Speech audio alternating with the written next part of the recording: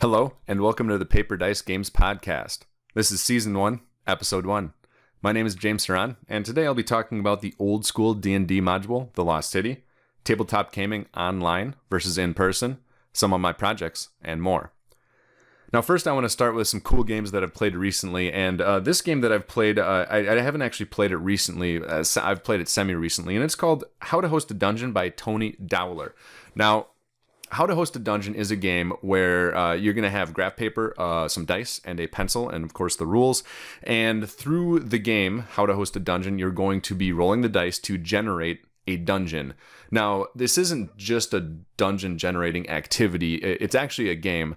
And through the game, as you're rolling the dice and generating the dungeon, you're also going to be generating inhabitants of the dungeon. And those inhabitants have different moves they can do, and you can make decisions for them, sometimes tough decisions. And over time, the inhabitants will rise, maybe attack, interact, and many of them will die. It's a dungeon after all. And by the end of the game, you're going to have a dungeon full of ecology, full of unique history, and a full story that has been told. Now, the Tony Dowler, the designer, also says that you can use the dungeon by the end of the game that you have created in like as a setting for role-playing games.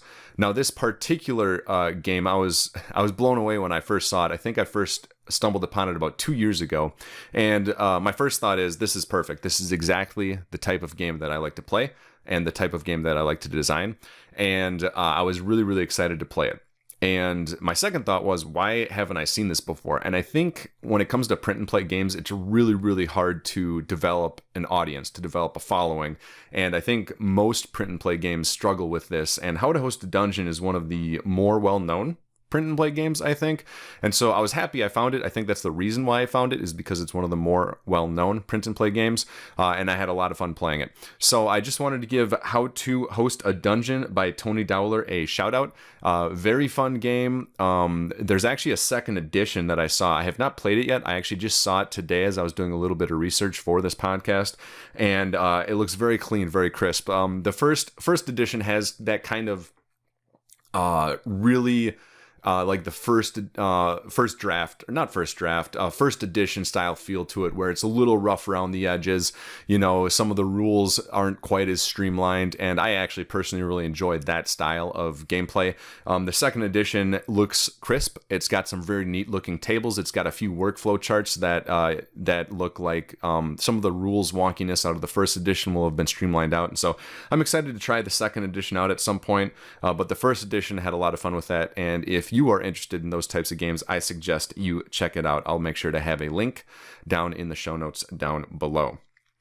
Now, this is the first episode of the first season of the Paper Dice Games podcast, and the first season is going to focus on old school D&D modules. I'm shooting for maybe 5 or 6 different episodes, and each episode I'm going to take a look at some original D&D modules from the late 70s and the 80s. And today's module is The Lost City. I'm going to hold it up here for the camera. And for those of you listening with audio, I will just describe the cover. It's a purple book. It's got the yellow band across the top left corner that says 4 Dungeons and Dragons Basic Set. It's The Lost City Dungeon Module B4 by Tom Moldvay.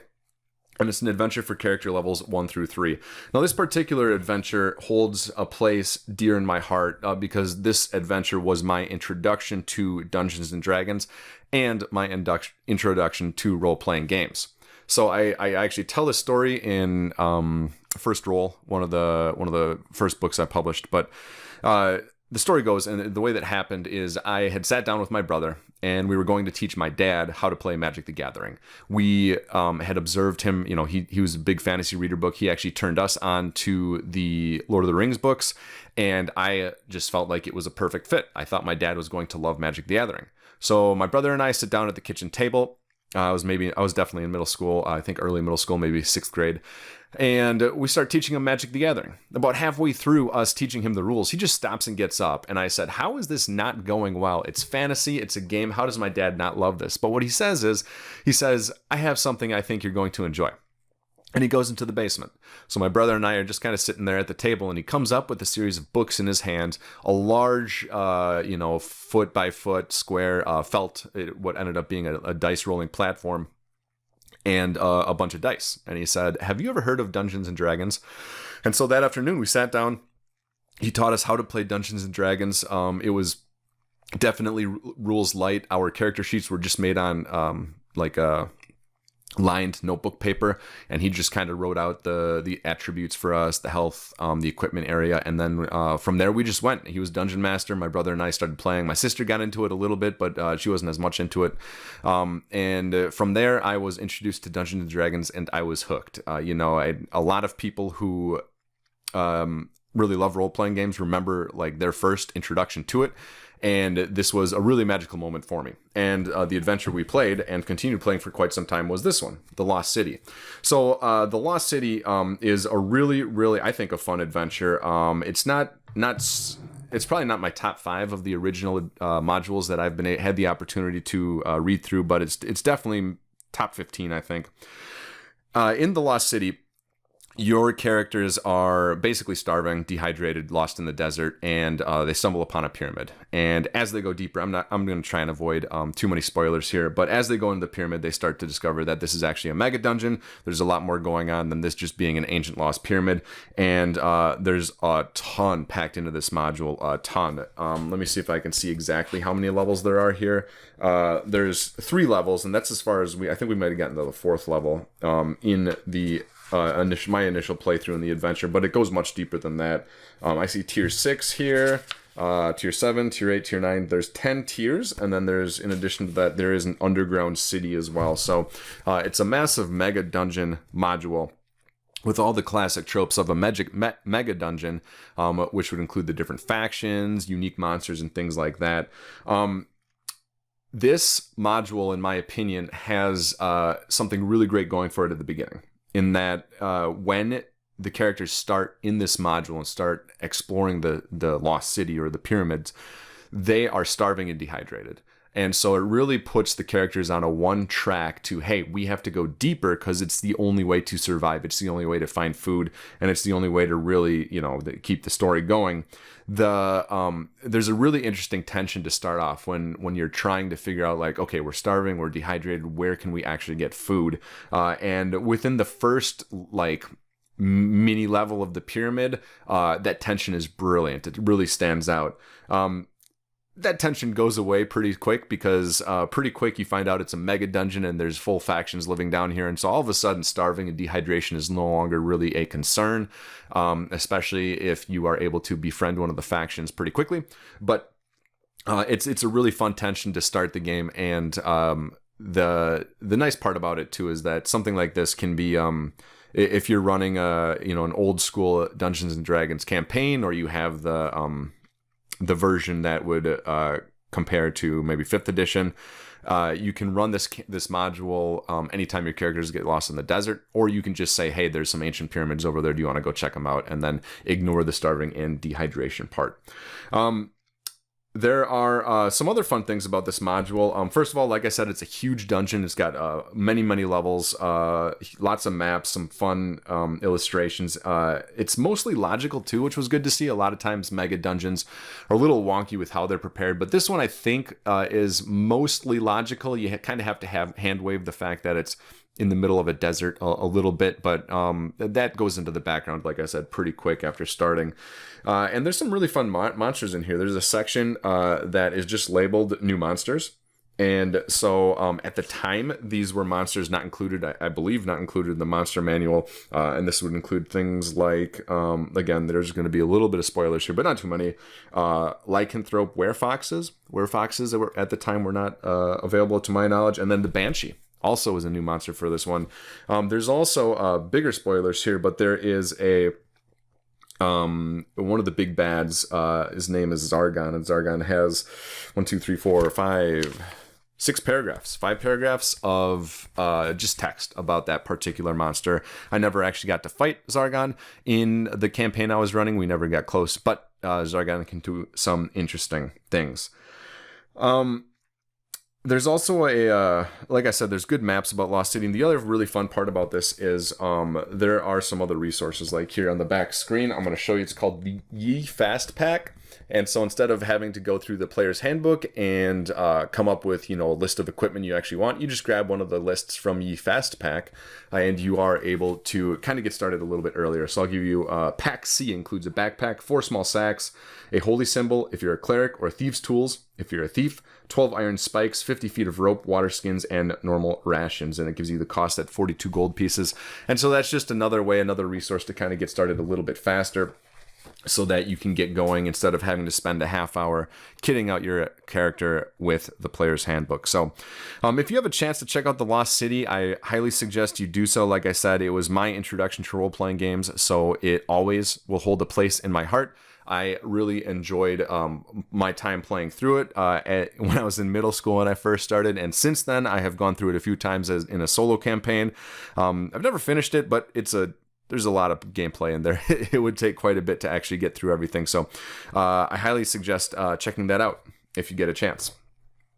Now, I do want to turn to some project updates for myself and what I've been working on. Last year, I released a game called Dwarf Mine, and it is a game. It's actually a similar gameplay to how to host your dungeon, but obviously there's going to be some differences there. So Dwarf Mine is a game where you are in charge of a mine, and what you're going to be doing is you're going to be on graph paper drawing your rooms for your mine, and each one of those rooms give you benefits. And so those benefits might increase your mine's population, they might help increase the attack that you can do on enemies, and then every year that your mine exists, you are going to roll for treasure because you're mining out the mountain, but you're also going to roll for combat and determine which enemy is going to attack you. Enemies are going to deal damage to your dwarf's population, and then your job is to try and defeat those enemies in combat before you move on to the next turn and build out more rooms. The goal at the end of the game is to survive as long as you can and build up your mine's prestige, which comes in the way of rooms that you build, gems, or I guess other things that you might be doing in the mine. I think the game is the reason I designed the game the way I did is because I really wanted to have an innovative game where drawing was the core mechanic. And in my mind, when you get into games where you're journaling or drawing, there's kind of a spectrum.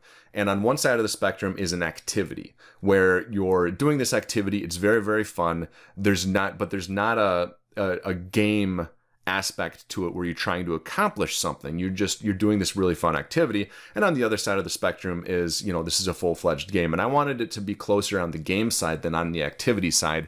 And so one of the things I focused on when I was creating Dwarf Mine and designing it is I wanted the rooms that you drew and the mine that you were building on the graph paper to impact gameplay. And it does that in 2 ways. 3 ways, actually. The first is mine depth. The deeper you go in the mountain, the more dangerous enemies you're going to face, but also the better treasure you're going to get. So you can draw as deep as you want on any turn. Hallways and rooms, or hallways and ladders, you can kind of build wherever you want. And so you can go as deep as you want on your first turn of the game. But in doing so, you have the opportunity at better treasure, but you also may be facing other enemies. In addition to that, rooms take up space. Some of the rooms are much bigger than others. And so if you are looking to create rooms that give you better benefits, those rooms usually are bigger. And so you really have to be careful about what rooms you're going to build and where you're going to put them, because they will potentially push you deeper into the mountain, and they will also then, of course, bring better treasure or more challenging enemies. And the other thing that I really wanted to focus on was trying to plan out your mine kind of in a way that made some interesting and fun decisions for you.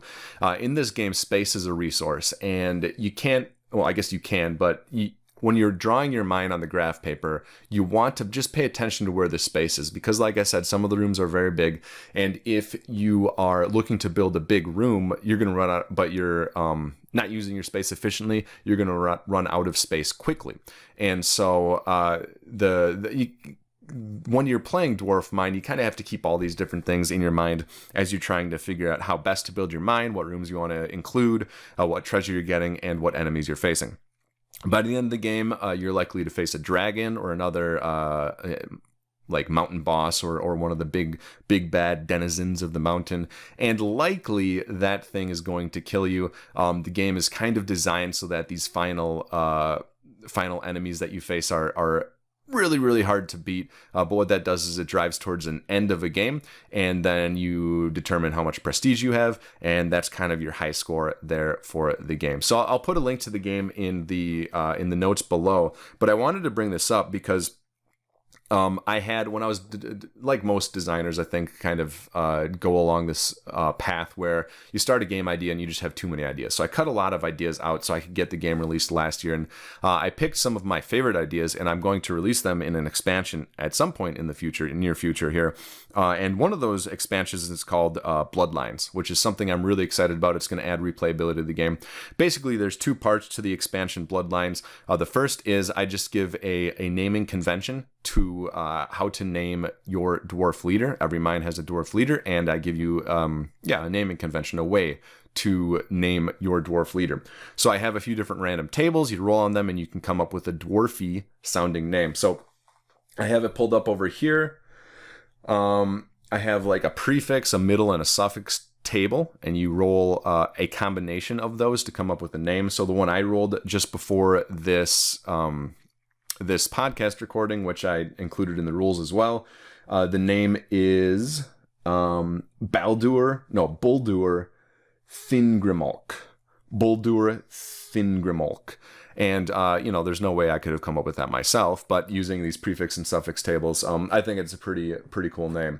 The other thing that the Bloodlines expansion does is it gives your dwarf leader an ability. So a unique ability that is, one dwarf leader gets one ability basically to start the game if you're using this expansion. So for example, if you have the dwarf leader ability of Ancient Lineage, your mine's going to start with one mithril.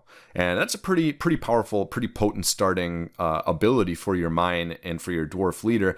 But that type of thing is going to guide your gameplay if this is something you're interested into, because starting with mithril, that means, I might want to include a mithril forge in my mine early so I can make use of that mithril and go into, that direction for my mine. Another dwarf leader ability is Goblin Hatred.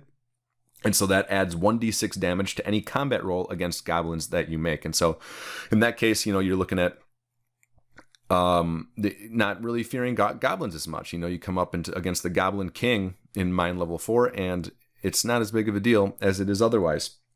One more that you might have is Prepared. Your mine starts with 10 ore. And if your dwarf leader has that ability, maybe you're looking at getting an ore forge early so that you can make use of the 10 ore in attacks that you make. So I'm really excited about this particular expansion. I have a few others that are going to be included. And the way this is all going to work is I will wrap these expansions into the main game.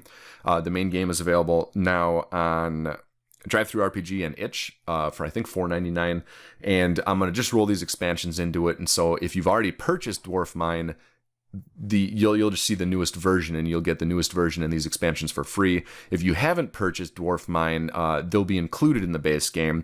And I did want to give a small giveaway here for the next week after this podcast and this video, depending on whether you're watching on YouTube or listening to a podcast, is for the next week after this is published, I'll just put Dwarf Mine at 50% off, both on itch and on DriveThruRPG.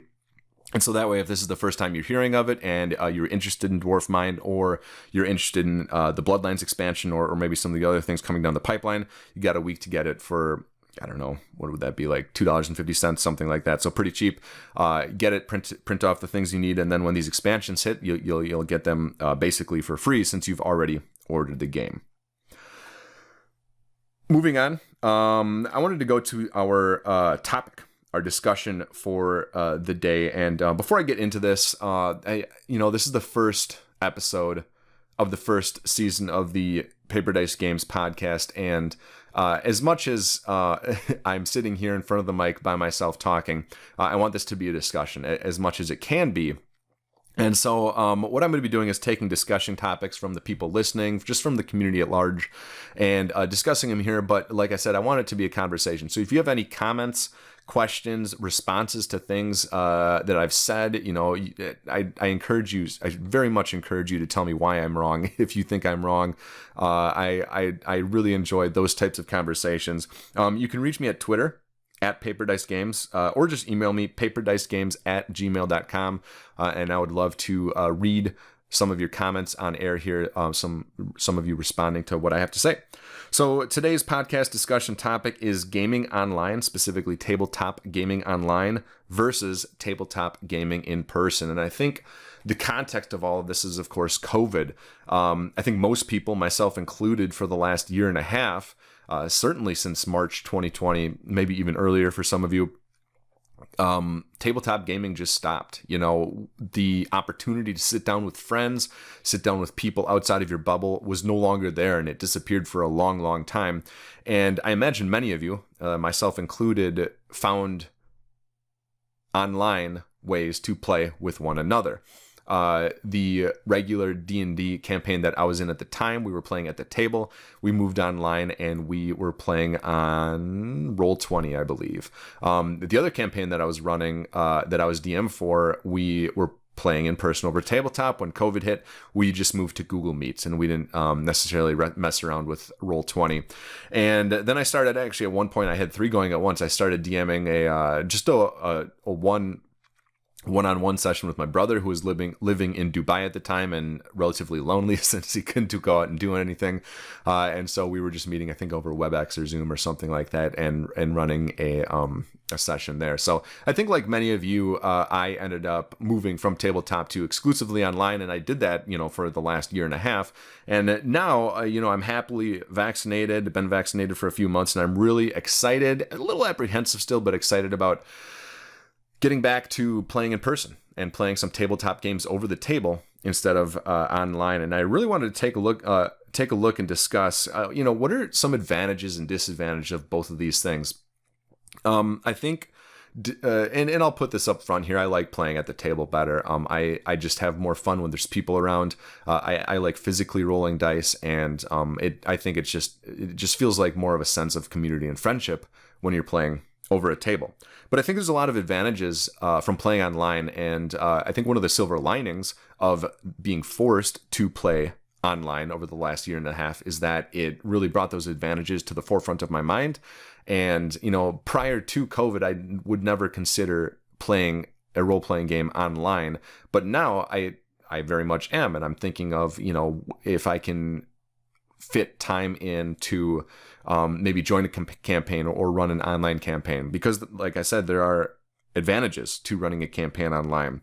I think the main advantage that I identified over the last year and a half was just timing and access. It made it very, very easy for me to find time with my play group and identify, okay, can we do, next week, can we meet? And I think part of that was the fact that we were in COVID, and so everybody was like, oh, I can do anything anytime because I'm stuck at home. But even as things wore on, and even into early this year, it's just easier to find time to hang out online. And I think one of the main reasons is it's just you don't have the commute. There was people in my playgroup who are driving half an hour one way to get here. And so that's, a full hour tacked onto the session experience that you kind of have to prepare for. Over the last year and a half, a few people in my playgroup have joined me in that, now that we have families, joined me in the sense that they have families like I have a family. And it's if you have a family, it's challenging to find time to get away. You no longer can, leave home at the drop of a hat. One of the parents is that gotta stay at the house with the kids, and unless the kids are sleeping and it's late at night, likely you're going to be spending your time with your kids rather than on a computer playing role-playing games. And so with all these kind of time pressures, at least in my life, I found online role-playing and online tabletop gaming more accessible. I was able to find more time to deal with it and be able to do it. And another thing that worked really well was I was able to play role-playing games with my brother, and that was completely that would not have been able to. We would not have been able to do that prior to us deciding to do that online. We could have done it prior to COVID. It just never crossed my mind. So there are definitely some advantages to playing online. There are also some disadvantages, and these are some of the things that and reasons why I would prefer to play over the table. First of all, community and friendship. Like I said, I'd much rather be around the table, eating food, having some drinks, really enjoying my time with my friends.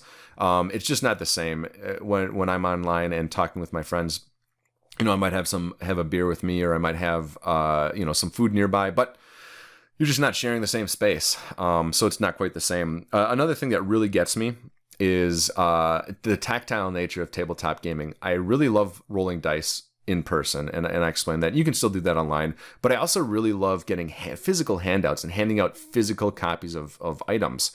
I was able to do that in one of the campaigns I ran with a group of friends where I would, during COVID, where I went to their house and delivered physical items in envelopes for them so that they could have them for the campaign session that night. So that was kind of a workaround, but it's just a lot easier if at the table you can pass out one map to the group instead of passing out 5 maps, one to each person in the group, and having to drive around town to deliver those. And so you kind of miss the tactile nature of handouts of dice like that when you're playing online versus playing on the tabletop. And then as I was kind of preparing for this podcast, one thought did hit me. Excuse me. I realized that if I'm playing a fantasy role-playing game, I would much rather be at the table. And the reason is we have a big wooden table in our basement. There's just something that matches when you're playing a fantasy role-playing game and you're rolling dice on a wooden table. That just fits. The medium fits the genre. However, I do think there is a fit the opposite way, where if you're playing a sci-fi based game, a game in space, I think it would actually be quite fun to play online rather than in person. And I think the reason is the medium fits the genre. If you're sitting down at a computer, at a desk, and you have one or more monitors set up and you're playing a space role-playing game, I think you can kind of get into the mood of the game a little bit better than if you're sitting at a wooden table. So that's something that's been in my mind recently, and even though like I said, I'm excited, if apprehensive, to do some role-playing in person, I think that I'm considering trying to run maybe a one-shot just to try it out and see how it goes, but a one-shot of a sci-fi or space RPG online, because like I said, I think the genre fits the medium there, and I think the mood is could be better represented even on the computer. So that's something for me to think about. Let me know what you think, and I'd love to hear your thoughts and your experiences playing online versus playing tabletop. We're to the end of the first podcast. Normally at this time I'd go through some listener questions. I'd go through some discussion that any listeners have. Since it's the first podcast, I don't have any yet. But if you have any comments, any questions, any responses to anything that I've said throughout this entire podcast, please, you can contact me on Twitter at PaperDiceGames or on email at paperdicegames@gmail.com. Those links, again, will be in the show notes below, so you don't have to write them down. You'll be able to click on them. And yeah, just let me know what you think. I will do my best to respond promptly. And of course, I will read off those responses and questions in episode 2. So thank you so much for listening to the Paper Dice Games podcast. Again, you can get in touch with me about the podcast, responses, or other questions on Twitter at PaperDiceGames or email paperdicegames@gmail.com. I'll see you next week.